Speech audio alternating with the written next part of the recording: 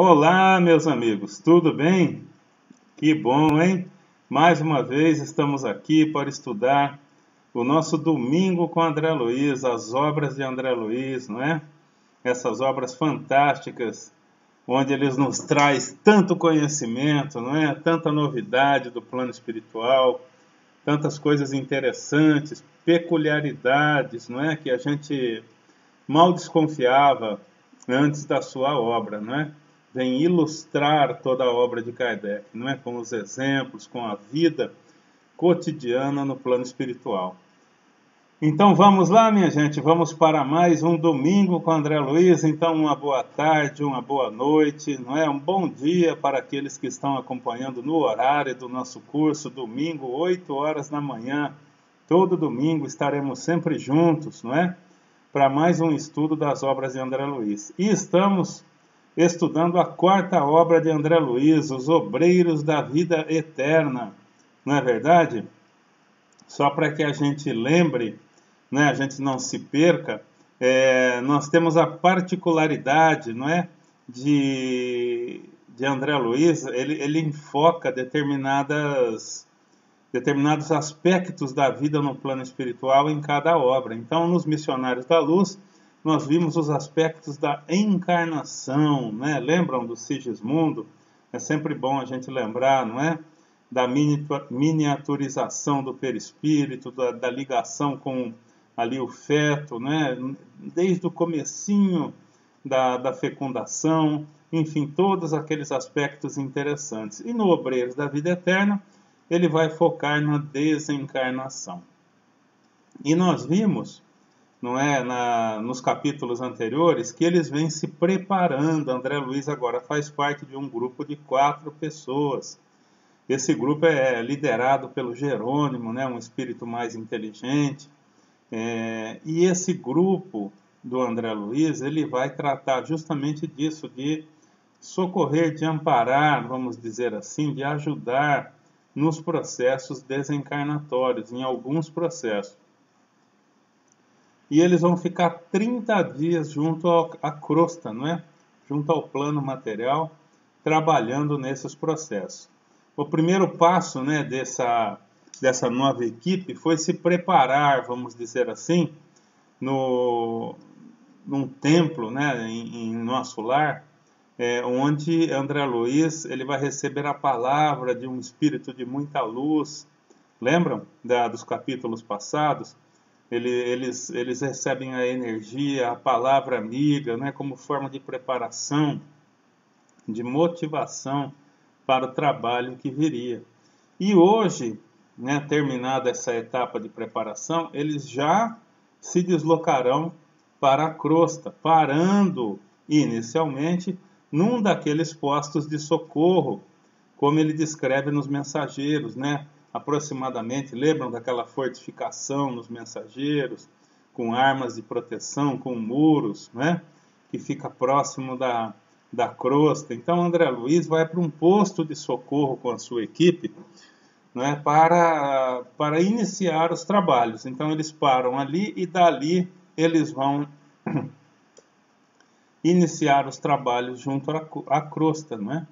Então hoje começa esse novo trabalho, essa nova etapa de trabalho real mesmo do André Luiz. Lembrando que agora André Luiz já não é mais um aprendiz. Ele é ainda, obviamente, inexperiente, mas já está ali como um colaborador, não é? Ele já vai trabalhar mesmo, ele já está ali como um missionário, como um trabalhador da cidade de nosso lar. Então vamos lá, minha gente, vamos iniciar o nosso estudo dessa manhã de domingo. Lembrando sempre os nossos objetivos: apresentar e ampliar os conhecimentos sobre a obra de André Luiz e apresentar um caminho que poderá nos conduzir à felicidade através de um processo de reforma íntima dos nossos valores, baseada essa reforma em conhecimento, o estudo e vivência da obra espírita. Então, aprender pelo estudo, adquirir o conhecimento e aplicar em nossas vidas, não é? É esse o nosso objetivo, esse é o objetivo de estudarmos a obra, não é, de Allan Kardec, a obra espírita, e no caso em particular a obra de André Luiz pela escrita de Chico Xavier. Então, aula 7 do nosso curso, né, do livro Obreiros da Vida Eterna. Vamos ver hoje o capítulo 4, a casa transitória. Então, vamos ver o que seria uma casa transitória. Nós veremos que tem muitas particularidades com aquela fortificação, já que eu já mencionei hoje, onde André Luiz também, em caminho da crosta, lá num outro momento da sua vida, ele fica alguns dias ali também em aprendizado. Vamos lá. Então, capítulo 4, a casa transitória. Vamos ver então o que seria essa casa transitória. André Luiz segue descrevendo então. Depois de viagem normal através dos caminhos comuns, então entenda-se que diferentemente da obra dos mensageiros, né, onde André Luiz segue por um caminho interno, mais difícil, tudo, André Luiz se refere aqui que depois de viagem normal através dos caminhos comuns, então André Luiz deve ter pego aquelas estradas, vamos dizer mais, estradas entre aspas, né, aqueles caminhos que são mais simples, né? Então é uma viagem mais rápida do nosso lar para a crosta. Lembremos que André Luiz já faz essa viagem com frequência, ele já tem essa liberdade já há um bom tempo, né? Desde o final do nosso lar, que ele já aprende a viajar, não é? Ele já aprende a fazer esses deslocamentos, né, do plano espiritual para a crosta.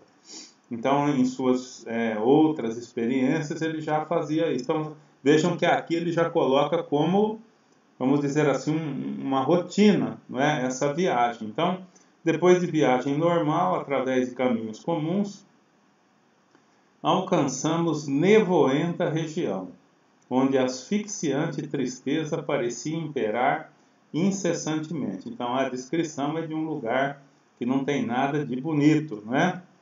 De outras vezes eu já atravessara sítios semelhantes, gastando apenas alguns minutos. Agora, porém, era compelido a longa marcha em sentido horizontal. Então, ele não levita, né? Eles chegaram nessa região levitando, certamente, mas agora eles têm o que aqui? Caminhar. Vamos ver aqui como é que ele vai se explicando. Ó, longa marcha em sentido horizontal, ou seja, caminhando mesmo, né? Atendendo a imperativos da missão, o assistente Jerônimo procurava certa localidade, sob a denominação expressiva de Casa Transitória de Fabiano. Então, um lugar próximo da crosta, região umbralina. O nosso amigo, né, o Jerônimo, que é o chefe desse grupo do André Luiz, composto por 4 pessoas, a Luciana faz parte, né? O padre, o Jerônimo e o André Luiz. Então, ele estava procurando, veja que não é como lá no Star Trek, né? Que desmaterializa em algum lugar e materializa exatamente no lugar que o computador manda. Aqui tem alguma coisa de bem manual, né? Então, eles se deslocam como viajantes, só que eles levitam. Mas tem que localizar visualmente, no caso, a casa transitória de Fabiano. Então, é óbvio que necessita se conhecer, né? Então, há necessidade de se localizar visualmente nesse caso aqui. Vamos lá. Tratava-se de uma grande instituição piedosa, no campo de sofrimentos mais duros em que se reúnem almas recém-desencarnadas.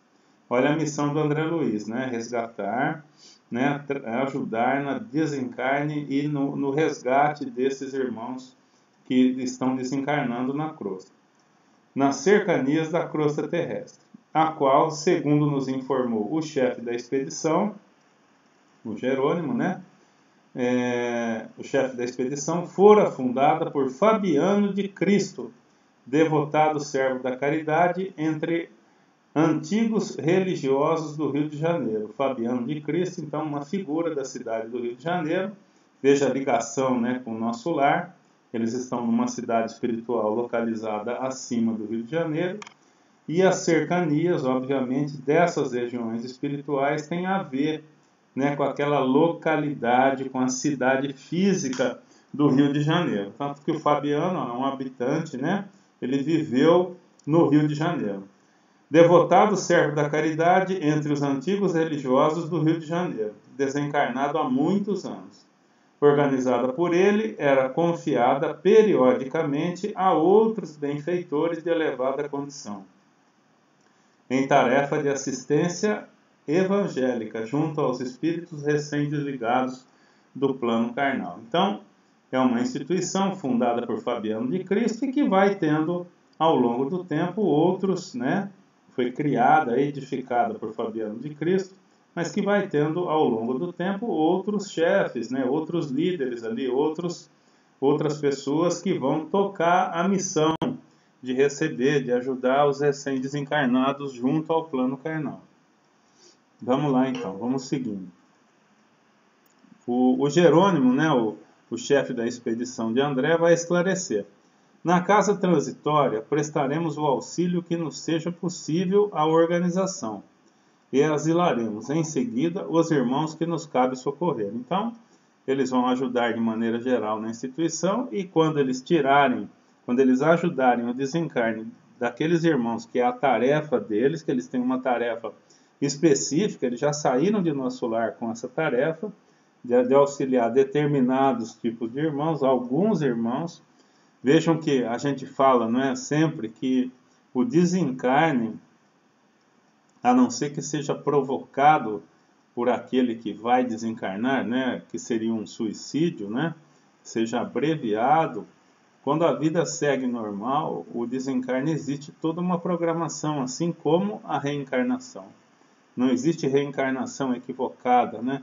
A gente viu nos Missionários da Luz todo o trabalho de planejamento para a desencarnação, né? Para a encarnação, melhor, né? E a gente vê que todo o processo de desencarnação, quando ele transcorre de uma maneira equilibrada, ou seja, quando ele segue o curso normal da vida, ou quando a pessoa, tendo abreviado ou não na sua vida, não é? Chega ali naqueles momentos derradeiros onde o fluido vital vai se esgotando, então a espiritualidade assume, não é, as tarefas pertinentes àquele desencarne, porque a espiritualidade vê com clareza que chega o momento, de alguma forma, daquela pessoa desencarnar. Quando não é esse momento, eles vão dar um jeito de prorrogar, se a pessoa tiver mérito, enfim. Mas nada é por acaso. Vamos lá, também a gente reforça a ideia de que não existe a data e a hora para o nosso desencarne. Isso é uma função fisiológica, não é? Que nós programamos na reencarnação um período, então vou viver muito, vou viver pouquinho, porque a minha missão é curta, vou viver mais ou menos, vou ter uma doença ou não. Só que essa data do desencarne não existe. Depende da missão que nós realizarmos, depende do nosso desempenho na reencarnação, abreviando ou prorrogando o período quando ele nos for útil, né? Enquanto houver utilidade para a reencarnação, que estiver sendo bom para o reencarnante ou para o meio que o cerca, essa encarnação ela pode se prorrogar ou pode ser abreviada quando a desencarnação vai ajudar aquele que reencarnou. Então, Jerônimo segue explicando, né, que eles vão trabalhar no que for preciso e depois vão transferir para lá aqueles que eles vão socorrer. Não fosse, olha lá, ele está explicando agora a função dessas casas. Não fossem esses pousos de amor, tornar-se-ia muito difícil o nosso trabalho, retirar pessoas ali do corpo físico, né? Ajudar no desencarne. Raramente encontramos companheiros carnais em condições de atravessarem semelhante zona imediatamente à morte física. Então, precisa dessas casas para todos? Não. Não é? Aqueles espíritos mais evoluídos, aqueles que se prepararam melhor durante a vida, aqueles que têm mérito, eles já adormecerão, né, e já acordarão numa cidade espiritual ou num lugar mais aprazível. Vejam que essa é uma região próxima da crosta, com uma ambiência, vamos dizer, não tão agradável como descreve o André Luiz lá no começo. Mas o Jerônimo fala, são raras as pessoas que têm condição de fazer essa travessia do plano físico para uma cidade espiritual direto, sem passar por uma casa dessas, né? Por um ponto intermediário. Quase todos permanecem estonteados nos primeiros dias. Se entregues à própria sorte, seriam fatalmente agredidos pelas entidades perversas, ou habilmente desviados por elas do bom caminho de restauração gradual das energias interiores. Daí a necessidade desses abrigos fraternais, em que almas heróicas e dedicadas ao sumo bem se consagram às santificadas tarefas de amparo e vigilância. Além disso, teremos aí todo o equipamento necessário aos trabalhos que nos cumpre realizar. Então, equipamento. Então, o trabalho de desencarnação requer também equipamentos, né?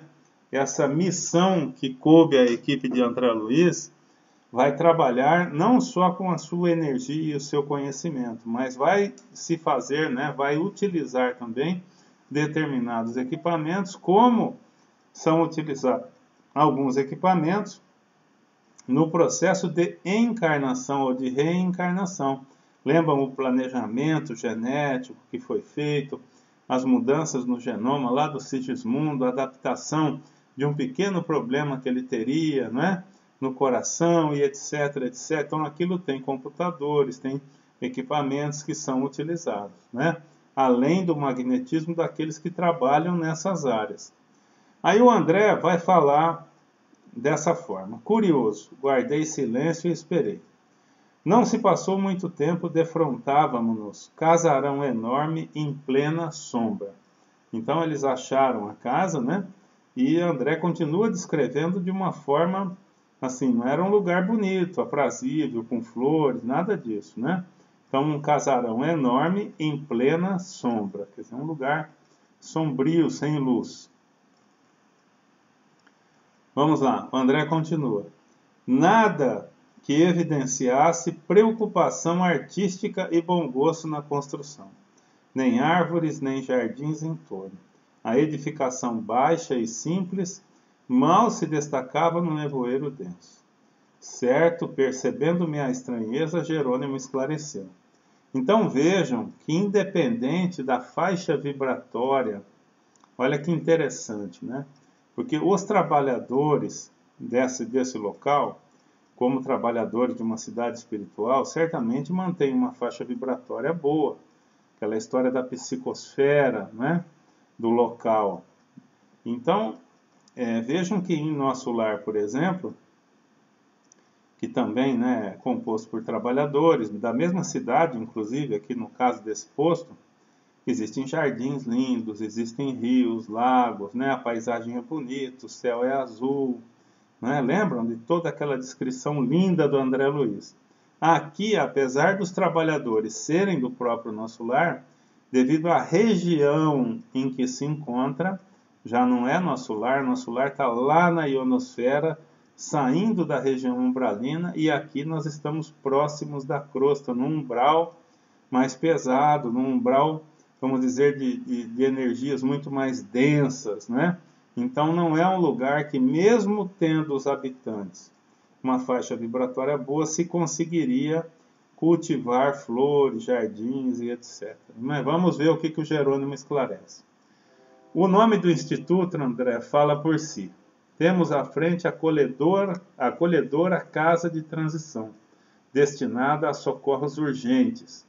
Embora seu assombro natural é asilo móvel, que atende segundo as circunstâncias do ambiente. Olha lá.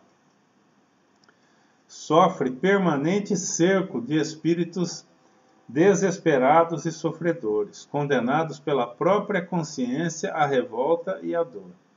Suas defesas magnéticas exigem considerável número de servidores, e os amigos da piedade e da renunciação, que aí atendem, passam dia e noite ao lado do sofrimento. Todavia, o trabalho dessa casa é dos mais dignos e edificantes. Vejam como André cita novamente, como já mencionei hoje para vocês, a questão das defesas necessárias, né? Porque essa construção, ela está no umbral, num lugar pesado, num lugar de energias pesadas, onde vivem espíritos sofredores, maldosos, no caso aqui, a semelhança daquela fortificação dos mensageiros, não é? Então, precisa de sentinela, precisa de defesa, né? Precisa de magnetismo defendendo para repelir ou para não deixar que essas entidades invadam mesmo, depredem ou façam mal àqueles que habitam o local, né? Então, nós estamos num local bastante denso de energia, onde vivem pessoas maldosas, inclusive, não só sofredoras, não é? Vamos então continuando. Jerônimo continua: neste edifício de benemerência cristã, centralizam-se numerosas expedições de irmãos leais ao bem, que se dirigem à crosta planetária ou às esferas escuras. Então, vejam que aqui tem dois destinos, né?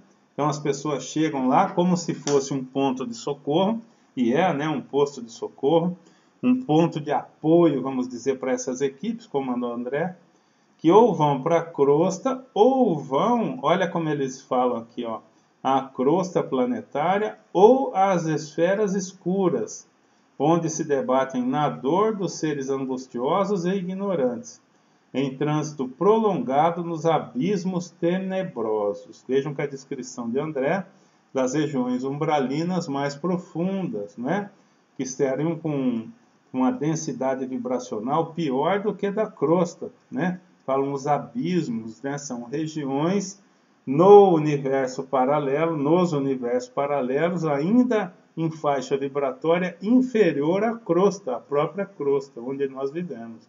Então são as regiões abissais, né, que eles falam, são as regiões, olha lá, abismos, né, tenebrosos, né? Então regiões que devem ser realmente muito tristes, né, de muito sofrimento, de muita violência. Vamos lá. Além disso, a Casa Transitória de Fabiano, à medida de outras instituições salvadoras que representam verdadeiros templos de socorro nessas regiões. É também um precioso ponto de ligação com as nossas cidades espirituais em zonas superiores. É um ponto de apoio, um posto de socorro. Como são, minha gente, as edificações espirituais que existem sobre as casas espíritas. Eu não me canso aqui de lembrar a vocês que na nossa casinha lá no Cefa, né, no Centro Espírita Francisco de Assis, a edificação da espiritualidade existente é um gigante, é um hospital muito grande, né, com mais de 9, 10 andares, com 2, 3 vezes maior de base. Então, uma edificação muito grande, onde centenas de pessoas. Então, são pontos de apoio, né? As pessoas que desencarnam também são transferidas para esses hospitais, como lá na nossa casa, né? Para que elas se recuperem ali, para que elas, né, recobrem as suas energias. Quantos e quantos irmãozinhos não atendemos nos trabalhos mediúnicos da casa que acabaram de desencarnar, né? Então são esclarecidos, eles vão se tratar ali na casa, eles vão se reerguer ali, se reorientar e se transferem para a espiritualidade. Na sequência, semanas atrás tivemos um fato muito interessante, muito prazeroso, vamos dizer assim, não é? Num desses atendimentos nos trabalhos mediúnicos, nós tivemos três jovens, né? Jovens mesmo de 16 anos, que desencarnaram, que foram recolhidos à nossa casa, passaram um tempo lá se fortificando, estudaram com a juventude durante todo esse tempo, mesmo os trabalhos da juventude estando sendo realizados à distância, né? Com videoaulas, eles participaram desses estudos e na hora de se despedirem se manifestaram no trabalho mediúnico, agradecendo aos orientadores da juventude, agradecendo o apoio, o estímulo que tiveram na juventude da nossa casa. Né? Vejam que interessante, né? E eles estavam justamente se despedindo porque estavam seguindo para uma colônia espiritual, para seguirem com as suas vidas, né? E eu não sei se já falei isso, mas se já falei, né? Nós na casa, pelos trabalhos de psicografia, na nossa casa, no Francisco de Assis, somos ligados, da mesma forma que a casa transitória de Fabiano, né, desse nosso episódio do André Luiz, se liga ao nosso lar, a nossa casa, o Francisco de Assis, a edificação espiritual e física, ela é ligada à colônia Arco-Íris, que se localiza acima de Araraquara, seguindo uma colônia muito grande, pelo que tudo indica, seguindo no sentido de Minas Gerais, né? Então ela existe ali na região de Araraquara e segue assim na direção de Minas. Parece-me muito grande, a gente não teve detalhes sobre isso. Também nos ligamos muito a uma colônia que chama Colônia Azul. Então nós temos uma relação muito íntima com essas duas colônias espirituais. E certamente nossa casa, né, toda essa edificação, todo esse grande hospital que coexiste com as edificações físicas da nossa casa, se ligam a essas duas colônias, como o Casa Transitória, né, de Fabiano se liga ao nosso lar, né? Vamos seguindo então. O André continua. Nesse instante, antes que Jerônimo pudesse prosseguir nos esclarecimentos, atingimos as barreiras magnéticas. Vejam que era uma energia ali magnética, uma barreira mesmo magnética de segurança, não é? De seguridade ali para aquela casa, né? Não era bem uma colônia. Atendidos por trabalhadores vigilantes, que sem hesitação nos ofereceram passagem. Então vejam que essa barreira seria um empecilho, então eles foram atendidos pelos trabalhadores da casa que liberaram a sua passagem de alguma forma que ele não explicita aqui, né? Sem hesitação, olha lá, nos ofereceram passagem. Acionamos pequeno aparelho que nos ligou de pronto ao porteiro prestativo. Olha, como se fosse um interfone, né? Eles chegaram a uma barreira magnética, acionaram o aparelho, conversaram com os vigilantes, né? E aí vão ter acesso à edificação. Vejam que como uma fortificação mesmo. André continua. Não decorreram minutos, muitos minutos, e achamos-nos diante de figura respeitável. Então eles entraram, conseguiram entrar ali pela barreira magnética, quando os sentinelas liberaram a sua passagem, e agora já chegam a dirigente daquela casa, né, da casa de fraternidade ali, e vão agora se apresentar. Não supunha que a instituição estivesse administrada por mãos sensíveis de mulher. A irmã Zenóbia, aparentando idade madura e aureolada de cabelos negros, proporcionava-nos informações vivas de sua energia e admirável capacidade de trabalho, através dos olhos transbordantes de luz.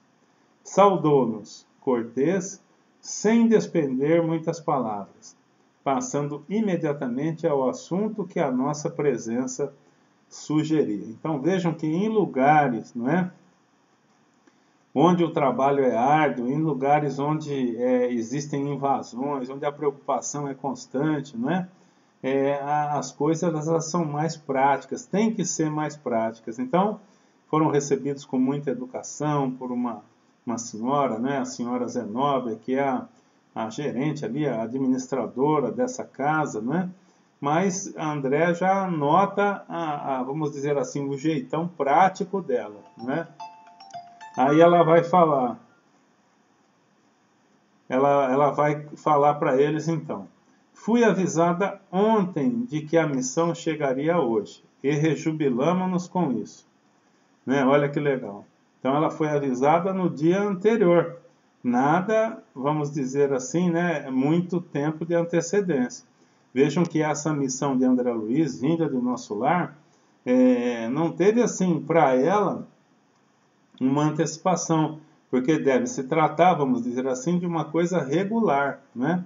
Uma coisa normal, que devem chegar muitas equipes a essa casa, uma vez, né, que trata dos desencarnes. Como os desencarnes são muitos, Obviamente essas equipes são comuns, vamos dizer, tanto que ela só ficou sabendo um dia antes.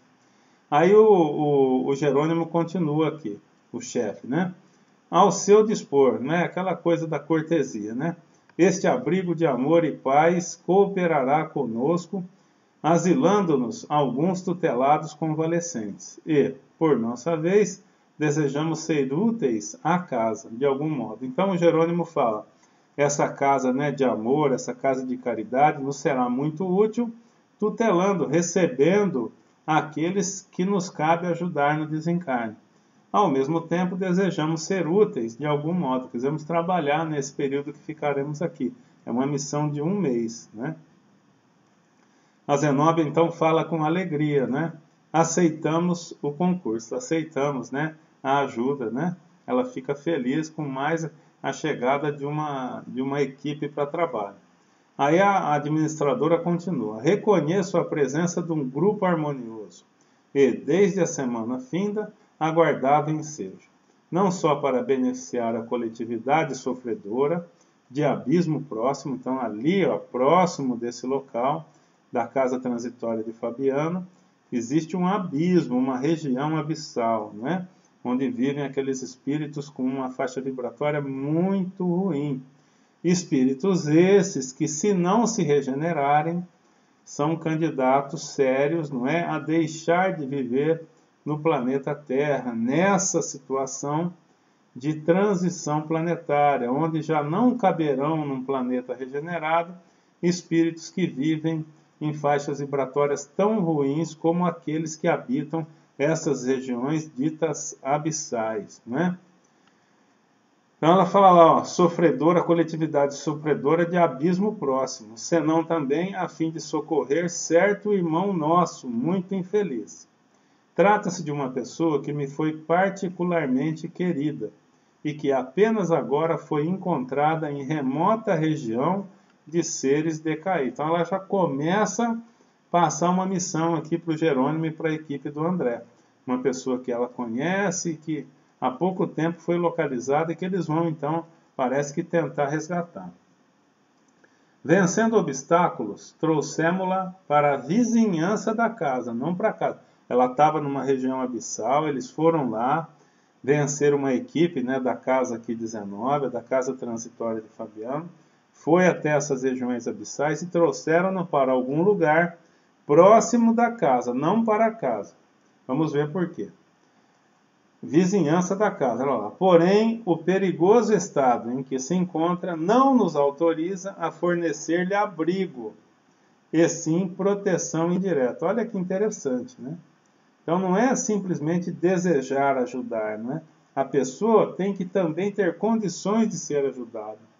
Ela tem que querer, né? Ela tem que estar numa faixa vibratória que permita a ajuda, né? Olha que interessante, foi lá, resgataram, mas não puderam trazer para casa, porque a pessoa não encontrava-se em condições de ser resgatada para uma casa daquela. Então ela teve que ser alojada nas proximidades. Então eles vão ter que trabalhar ainda com essa pessoa emocional, nas vibrações dessa pessoa, para que ela possa vir para esse posto transitório. Vamos ver aqui. Então aqui, ó, o perigoso estado em que se encontra não nos autoriza a fornecer-lhe abrigo, trazer para dentro, e sim proteção indireta. Já estabelecemos medidas em favor da remoção desse infortunado amigo para a zona da crosta, onde será brevemente internado em reencarnação expiatória, com auxílio divino.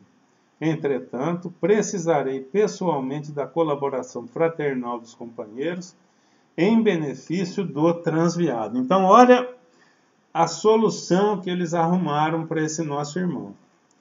Ele não tinha ainda condições vibracionais para ser socorrido para um posto de socorro desse e seguir para uma colônia espiritual. Então, o que eles fizeram? Resgataram ele dessa região, estão da região abissal, estão mantendo esse irmão próximo ali da casa transitória, e o remédio para ele, uma reencarnação.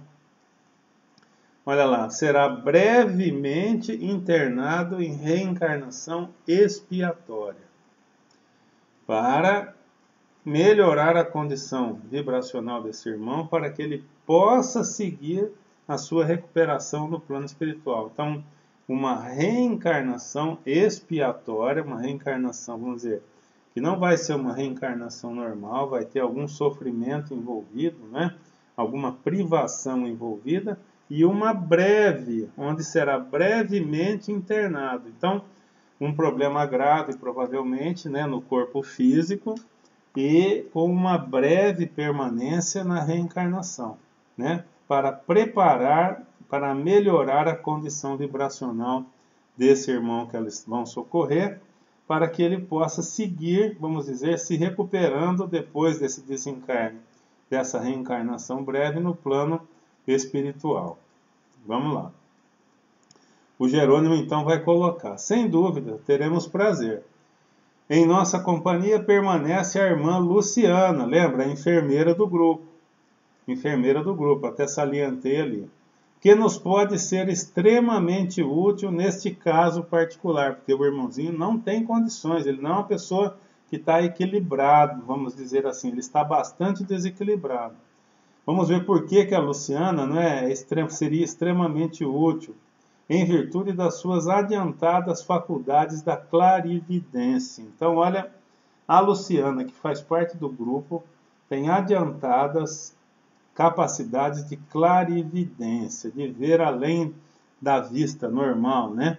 De ver além, né? Clarividência é isso, né? De ver além. Então, ela desenvolveu essas faculdades. Vamos ver como é que Zenóbia reage a isso.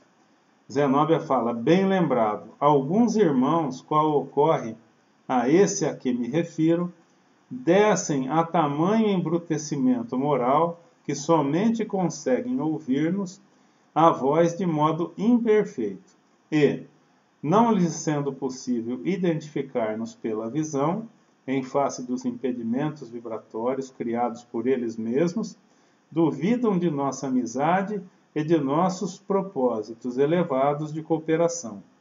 No fato presente, o concurso de Luciana ser-me-á precioso. Então, olha quanta informação Zenóbia coloca sobre esse irmão que vai ser ajudado. Olha que interessante, ó, ela fala que esse irmão desceu, né, ó, descem a tamanho embrutecimento moral, por isso ele habitar regiões abissais, né, que somente conseguem ouvir-nos a voz de modo imperfeito. Quer dizer, eles não conseguem ver as entidades que estão ali nesse posto de socorro, só conseguem ouvir de modo imperfeito. E ele não consegue ver por quê? Porque a matéria que compõe o perispírito desses irmãos que trabalham nessa casa, né, de atendimento aí de Fabiano, tem densidade que o aparelho, né, da visão desse irmãozinho não consegue identificar, como nós outros, que não temos a mediunidade da vidência, não conseguimos identificar os corpos sutis dos seres desencarnados. Então, esse irmãozinho não consegue ver, então confia pouco, porque ele mal consegue ouvir. Ele ouve com pouca clareza, quando esses irmãos que trabalham nesse posto tentam falar com ele. Então ele fica assustado, desconfiado. Então essa qualidade da Fabiana, da Luciana, melhor, né, a clarividência, vai poder ajudar bastante, segundo Zenóbia, e nós vamos entender isso no decorrer da história. Aí o André coloca: não podia disfarçar o meu constrangimento ante aquele pormenor da conversação. Por que motivo a irmã Zenóbia, orientando instituição como aquela, necessitaria de nossa colaboração mormente no capítulo da clarividência mencionado? Então o André, ele vamos dizer assim, a questão dele é a seguinte: puxa, se essa senhora, né, já é um espírito que tem a condição de coordenar, de chefiar uma casa dessa aqui, não é? Uma casa complicada como essa, numa região complicada como essa, por que ela precisa da nossa irmãzinha, a primeira missão, né, dessa irmãzinha Luciana, novinha ainda no auxílio, né? E essa um espírito evoluído como a Zenóbia, por que ela não colabora? Por que ela não trabalha com a clarividência que ela deve ter, segundo o pensamento de André aqui nesse momento? Vamos seguindo para a gente entender. O André continua: porventura, não poderia também esquadrinhar os problemas de almas sofredoras e decaídas? Incapaz de sopitar a interrogação, observei admirado. Ele não aguentou e perguntou: quer dizer que os benfeitores daqui não podem ver quando desejam, quer dizer, não podem ter a clarividência, ver além, né, como tem a capacidade da Luciana? Foi o assistente Jerônimo quem veio ao meu encontro. Então, o Jerônimo interveio. André fez uma observação aqui, meio assim, né? Quer dizer, meio que, vamos dizer, mas, senhora, né? A senhora é chefe daqui, não, né? E não pode fazer isso, né? Aí o assistente vai falar, né? O Jerônimo vai falar. Antes de tudo, André, faz-se necessário considerar que a irmã Zenóbia, não obstante a sua extensa visão espiritual, terá razões íntimas para invocar a providência. A Zenóbia falou que conhecia, que tinham tido uma relação com essa pessoa. Quanto ao mais, não devemos esquecer os imperativos da especialização. Então aqui o Jerônimo ele vai entrar numa questão aqui muito interessante, que não é porque um espírito é mais evoluído, né, que ele já tem capacidades, como todos os orientadores do André Luiz até então, que eles tudo podem fazer, que eles têm desenvolvido neles todas as capacidades, por exemplo, que André Luiz já observou em vários trabalhadores pelos quais ele passou, né, nesse trabalho todo que ele relata nos livros. Então ele fala aqui, não devemos esquecer, não é da... Epa, peraí um pouquinho, deixa eu me ajeitar aqui. Vamos vendo aqui. Ele fala, né, não podemos esquecer, o André Luiz, né, que nós temos também especializações, que nós especializamos nós mesmos, dependendo, não é, da condição, dependendo do momento. Não é tudo que a gente sabe. Não é porque eu estou nessa situação aqui, né, de comando, vamos dizer, de chefia, que eu tenho desenvolvido todas as minhas habilidades. Né? Isso foi o que o Jerônimo falou para o André. Vamos ver como é que acontece. Aí o André fala assim, né? Olha lá, deixa eu mudar aqui. O André fala assim: a resposta tiver efeito de ducha gelada, né? O André fez uma perguntinha meio atravessada e o Jerônimo também respondeu de uma forma um pouquinho mais dura, né? Arrependera-me de haver formulado a interrogação indiscreta. Completando, porém, o ensinamento, Jerônimo continuou. Vamos lá. Aí o Jerônimo continua explicando aquela situação, né? Senão vejamos, o padre Hipólito, que é um dos, né, um dos trabalhadores, né, um dos componentes da equipe de André Luiz, então é o Jerônimo, o padre Hipólito, a Luciana e o André Luiz. O padre Hipólito consagra-se atualmente à interpretação das leis divinas, no serviço educativo àqueles que as desconhecem, enquanto a irmã Zenóbia atende a sofredores, em massa nesta casa de amor cristão. Claro que poderiam exercitar a clarividência, com benefícios generalizados para o próximo, mas com prejuízo manifesto dos deveres imediatos. Isso não ocorre com Luciana, que pelo contato individual e intenso com os enfermos, Luciana é uma enfermeira, então no nosso lar ela trabalha como que numa enfermaria, cuidando daqueles internados. Então ela acaba o que? Desenvolvendo, olha lá, no contato intenso e individual com os enfermos durante muitos anos consecutivos, especializou-se em penetrar-lhes o mundo mental, trazendo à tona suas ideias, a clarividência, ações passadas e projetos íntimos em atividade beneficente.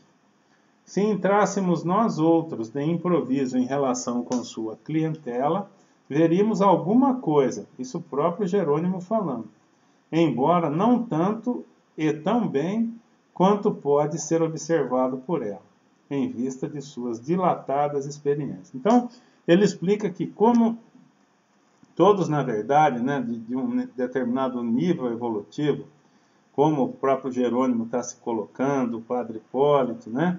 O próprio André Luiz, que já treinou isso nos Missionários da Luz, né? Nos Mensageiros, quer dizer, aumentar a visão, penetrar no pensamento da pessoa, né? Eles conseguem fazer em determinado grau, mas como a Luciana faz isso diariamente, ela foi o quê? Desenvolvendo essa habilidade. Então ele fala, a Zenóbia, eu, o Padre Hipólito, a gente poderia sim nos dedicar a treinar e a, vamos dizer, a desenvolver a clarividência, para que a gente pudesse usar, só que a gente teria que parar o que a gente está fazendo. E tanto o trabalho do Hipólito, como ele fala aqui no exemplo, quanto o da Zenóbia são muito importantes, né? Então, essa questão de desenvolver a clarividência vai ficar para uma outra hora. Jerônimo continua. A seu turno, Luciana poderia de imediato interpretar os ensinamentos divinos, que é a função lá do padre, né, da equipe do André Luiz, e orientar esta casa de algum modo, mas não tanto e tão bem quanto o Padre Hipólito e a irmã Zenóbia, considerando-lhes os vastos conhecimentos nesse sentido. Todas as aquisições espirituais exigem perseverança no estudo, na observação e no serviço aplicado. E devemos considerar que isso não infirma a necessidade, ou não infirma, e devemos considerar que isso não infirma a necessidade de aprender sempre. O músico exímio poderá ser aprendiz incipiente de química, ele dá um exemplo aqui, né? Destacando-se mais tarde nesse campo científico, como se verifica na arte dos sons. Então ele já é um músico e ele pode começar na química, não vai conhecer muito, mas ao longo do tempo ele pode se tornar também um grande químico, mas vai ter que estudar, vai ter que trabalhar, vai ter que praticar bastante, né? Não alcançará, todavia, a realização sem gastar tempo, esforço e boa vontade. Aliás, o próprio mestre assegurou que o homem encontrará aquilo que procurar. Então, aqueles que se dedicarem, né? Aqueles que seguirem confiantes na tarefa, que estudarem, o estudo sempre, né, pessoal? Sempre o estudo. Então, a gente, para conhecer, para aplicar, por que lá no objetivo a gente fala, através do conhecimento, promover a reforma íntima? Porque sem estudo a gente não acessa conhecimento. E sem ter o conhecimento adequado, a gente não muda, a gente não se reforma. Porque a gente precisa ser convencido que tem um caminho melhor do que aquele que a gente toma hoje. Esse é vamos dizer assim, a finalidade do estudo. Quem não estuda não abre horizonte, porque não ganha conhecimento, não enxerga o caminho que muitas vezes está ali na sua cara. O estudo abre esse nível de consciência que faz com que a gente possa enxergar outras opções que vão ser melhores para as nossas vidas. Então, sem estudo, sem a interpretação dessa face da natureza, que é o plano espiritual, a gente acaba não usando aquilo que pode nos ser ofertado, né? E muitas vezes ficaremos presos num caminho menos evoluído, menos adequado para a nossa vida. Agora, com o estudo, com a dedicação, esses caminhos são abertos, são visualizados e poderão fazer parte das nossas escolhas durante a nossa vida.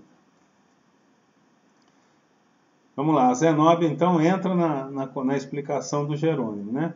A busca de dons espirituais para a vida eterna não representa serviço igual à cata de objetos perdidos na cruz. Então ela fala assim, esses dons não é que nem você sair catando, né, enchendo a mochila de objetos, né, para ter mais. Sim, não podemos edificar todas as qualidades nobres de uma só vez. Por quê? Cada qualidade dessa, cada dom exige trabalho, exige tempo, né? Existe perseverança. Vamos seguindo. A Zenóbia continua. Cada trabalhador fiel ao seu dever possui valor específico incontestável. A obra divina é infinita. Quando dispomos de clarividentes no serviço de socorro ao abismo, em circunstâncias favoráveis, conseguimos resultados de preciosa eficiência. Os servidores dessa natureza, porém, são poucos, olha lá. Poucos conseguem desenvolver essa clarividência como a própria Luciana tem. em vista da multiplicidade das tarefas, e raro se dispõe a servir nas paisagens escuras da angústia infernal. Então vejam que a gente às vezes, né, ouve a história de André Luiz e a gente fala assim, puxa, então os trabalhadores de André Luiz todos fazem essas coisas? Trabalhadores de nosso não, né? A gente vê que não é porque vive numa colônia que tem um desprendimento, que tem a coragem de trabalhar, por exemplo, numa região dessa, abissal, né? Numa região, como ela fala aqui, infernal, escuras da angústia infernal. Então, a coragem, ela é um atributo, porque precisa ter coragem para trabalhar numa região dessa. Precisa ter audácia, não é? Precisa ter coragem mesmo, porque as condições, elas são ruins, né, de trabalho. Né? Não tem florzinha, não tem cheirinho de perfume, não é? São regiões de densa, né, vibração, de energia densa, de energia vibracional ruim, muito complicado o trabalho. Então não são tantos os voluntários para trabalhar nessa região. E por não serem tantos, existe uma proporcionalidade aí dos clarividentes. Então são menos ainda aqueles que têm a disposição de trabalho e são clarividentes. O André vai comentar agora. Olha, a Luciana, chamada nominalmente à palestra, né, chamaram ali a Luciana para participar, esclareceu que teria satisfação em cooperar e contou-nos que buscava desenvolver as faculdades de que era portadora, a fim de socorrer, noutro tempo, o espírito de seu pai, desencarnado numa guerra civil. Tivera ele preponderância no movimento da insurreição pública e permanecia nas esferas inferiores, alucinado pelas paixões políticas. Então, ela desenvolveu essa clarividência para poder ajudar o pai no começo disso. Depois ela desenvolveu através da prática da enfermagem, não é que ela faz hoje, mas olha lá, um movimento no sentido de ajudar o pai acabou desenvolvendo, né, essa qualidade, vamos dizer assim, né, essa habilidade e seguiu usando isso na enfermagem e hoje vai poder ser útil, né, nessa missão, vai poder ser útil também nessa nova fase da sua vida, nesse novo trabalho. O André continua. Depois de paciente auxílio, reajustar emoções, obtendo possibilidades de reencarnar em grande cidade brasileira, para onde ela mesma, Luciana, seguiria logo que... Então, ele está falando aqui, André, do pai da Luciana, que ela mencionou. Eu comecei a fazer isso, né? Para ajudar meu pai, que foi um insurrecionista, né? Que participou de uma guerra, enfim. E que certamente adquiriu débitos, né? Foi para uma região difícil. Ela foi lá, ajudou o pai. O André está descrevendo agora o que vai acontecer com o pai. Depois de paciente auxílio, do auxílio da Luciana, reajustar emoções, obtendo possibilidades de reencarnar em grande cidade brasileira, para onde ela mesma, Luciana, seguiria também, logo que pudesse o genitor do pretérito organizar novo lar. Então ela vai voltar como filha, então logo o pai organize um novo lar e possa ter filhos. Restabelecendo-se a aliança de carinho e de amor, segundo o projeto por ambos estabelecido. Então, olha lá, existe aqui, nesse pequeno exemplo da Luciana, um projeto reencarnatório em andamento. Então, eles já alinhavaram o reencarne do pai, primeiro o socorro prestado pela Luciana, e sabe lá por mais quem. Esse espírito foi retirado dessas regiões difíceis, foi recuperado e reencarnou, já com um projeto reencarnatório, que envolvia a Luciana, que vai nascer de novo como sua filha para participar, vamos dizer, novamente da sua vida e da sua melhora como espírito. Então a Luciana, que já é uma trabalhadora, já tem esclarecimento, vai meio que como missão, né, de ajudar o pai. Mas olha o planejamento reencarnatório, mais uma vez exemplificado aqui, né? Zenóbio ouvia com atenção, percebendo talvez que a palestra tendia por o campo do personalismo direto, quer dizer, a história da Luciana, em minutos para os quais provavelmente a diretora da casa teria outros compromissos, Jerônimo interviu na conversação e dirigiu-se a ela atencioso. Então, o Jerônimo pegou que a conversa foi para um lado pessoal da Luciana, né? E ele ficou preocupado que pudesse estar atrapalhando a Zenóbia, né? Com um monte de atividades. Então ele vai interferir. Estamos satisfeitos, irmã, pela perspectiva de algum concurso amigo ao seu lado. Compreendemos a grandeza de sua missão nobilitante e, se vamos depender tanto do seu generoso amparo nesta casa, constitui-nos obrigação cooperar com a irmã nos trabalhos em que nossa humilde colaboração possa ser útil. Então, efetivamente, agora, a partir desse momento, eles vão iniciar o quê? Uma atividade, não é? Na casa de transição. E vão iniciar, enfim, um trabalho, né? Vamos ver o que o Jerônimo, o que nos espera, vamos dizer assim, né? Nos próximos capítulos. Vamos ver mais um slide aqui. Olha lá.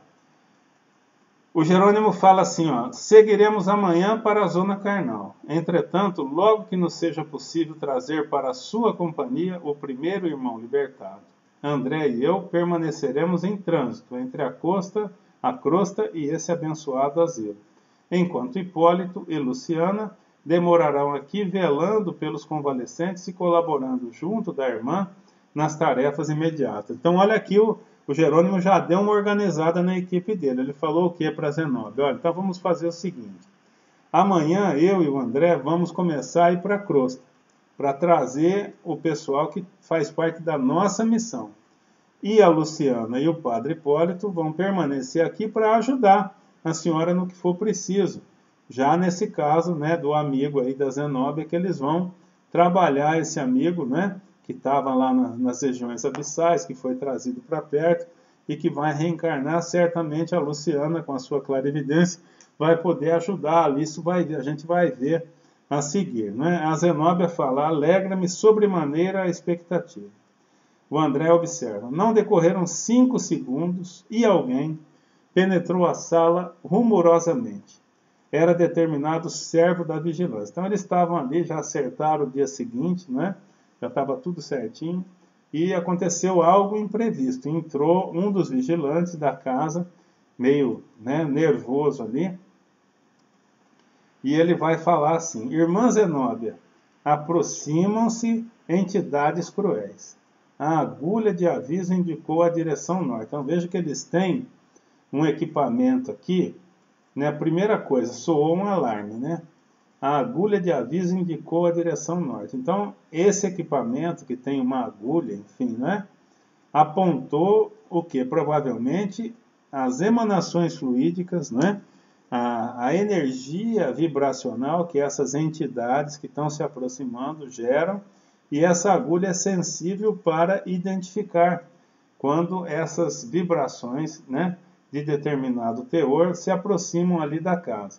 Devem estar a 3 km aproximadamente. Quer dizer, é um radarzinho que dá distância, que intercepta, né, as vibrações e que inclusive consegue, vamos dizer a distância em que o grupo que estava se aproximando estava. Então, ele soou o alarme e falou para Zenóbia, estão se aproximando muitas entidades aqui. O André observa, a orientadora empalideceu ligeiramente, mas não traiu a emoção com qualquer gesto que denunciasse fraqueza. Então, olha que interessante, não é? Então, aproxima-se dessa casa de fraternidade um grupo de entidades violentas dessas regiões abissais que chamou a atenção dos sentinelas. O sentinela veio esbaforida ali para Zenóbia e ela sentiu, porque ela ficou preocupada. O André sentiu até um empalidecimento da orientadora, sem que ela fraquejasse. Não deu, né? Ela não ficou assim descontrolada, mas sentiu que algo, vamos dizer, perigoso iria acontecer, né? Com a presença desses irmãos que estavam se aproximando. Lembra que no começo o Jerônimo falou que a casa sofria ataques, né? E que precisava se proteger e tudo. Então, é uma coisa dessas, obviamente, que está acontecendo. A casa provavelmente será atacada ou vão tentar atacar a casa e nós vamos, com certeza, acompanhar isso, né? Olha que interessante esse relato do André Luiz, né? Essa relação, né, de convívio nessas regiões de difíceis energias. E eu esqueci de falar das ideias importantes, né, desse capítulo, lá no começo, mas vamos falar agora. Eu selecionei, né, como ideia importante as diferentes faces da luta do bem contra o mal, não é?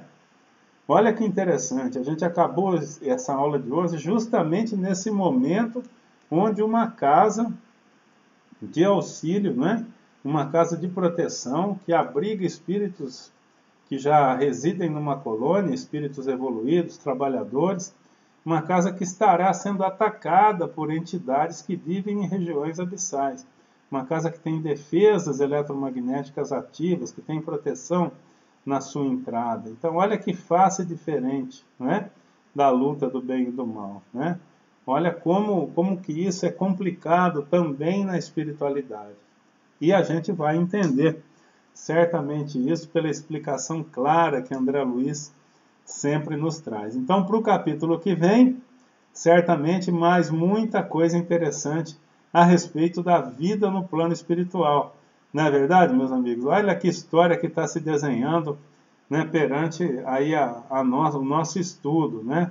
Olha que interessante a gente desvendar essas particularidades, né, do plano espiritual e a gente constatar o quão problemático também, né, o quão problemática é a vida no plano espiritual nessas regiões, né, onde ainda vivem irmãozinhos nossos dedicados à violência, né, ainda bastante afastado da luz do conhecimento, da moralidade. Então é isso, minha gente. Já estamos aqui com 1 hora de estudo e vamos encerrando por hoje. Continuaremos desse ponto na semana que vem. Então, mais uma vez, um grande prazer de ter estado com todos vocês. Um grande abraço. Não é? Um ótimo final de domingo, uma ótima semana para todos.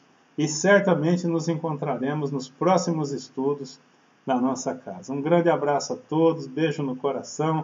A gente se vê a semana que vem. Grande abraço.